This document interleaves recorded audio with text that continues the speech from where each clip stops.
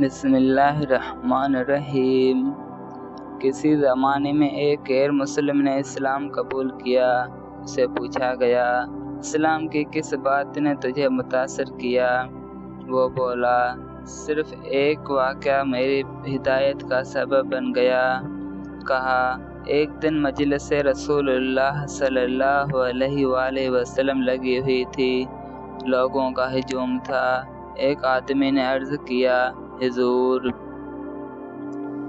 میرے لیے دعا کریں، میرا بچہ کئی دنوں سے مل نہیں رہا کہ وہ مل جائے۔ قبل اس کے کہ حضور صلی اللہ علیہ وآلہ وسلم ہاتھ اٹھاتے، ایک آدمی مجلس میں موجود تھا اور کھڑا ہو گیا اور بولا، حضور میں ابھی فلاں باغ سے گزر کر آیا ہوں۔ اس آدمی کا بچہ وہاں بچوں کے ساتھ کھیل رہا تھا۔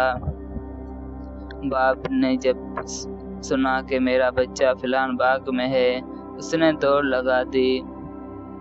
آپ صلی اللہ علیہ وآلہ وسلم نے فرمایا، لوگوں اس کو روکو، اس کو واپس بلاؤ۔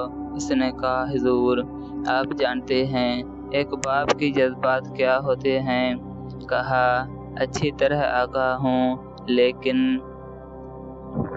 تمہیں واپس بلایا ہے اور بلانے کا بھی ایک مقصد ہے۔ اس نے کہا، جی حضور ارشاد فرمائیے۔ کہا، جب تم باغ میں جاؤ، اپنے بچوں کو کھیلتا ہوا دیکھ لو تو بیٹا بیٹا کہہ کر آوازیں مت دینا، جو نام رکھا ہے اس نام سے پکارنا۔ اسی آدمی نے کہا، حضور وہ میرا بیٹا ہے، اگر میں بیٹا کہہ کر بلاؤں تو کیا حرج ہے؟ فرمایا، تم کئی دنوں کے بچھڑے ہوئے ہو، تمہارے لہجے میں بلاکت درد ہوگا، اور تم نہیں جانتے کھیلنے والے بچوں میں کوئی یتیم بھی ہوگا، اور جب تم اپنے بیٹوں کو بیٹا کہہ کر پکارو گے، اتنا میٹھا لہجہ ہوگا تو اس یتیم کے دل پر چوٹ لگے گی اور کہے گا، کاش آج میرا باپ ہوتا اور مجھے بیٹا کہہ کر پکارتا۔ فرمایا، یہ شوق گھر جا کر پورا کرنا، مگر بچوں کے سامنے نہیں کرنا۔ آپ صلی اللہ علیہ وآلہ وسلم نے فرمایا، کسی بیوہ کے سامنے اپنی بیوی سے پیار مت کرنا، غریب کے سامنے اپنی دولت کی نمائش مت کرنا۔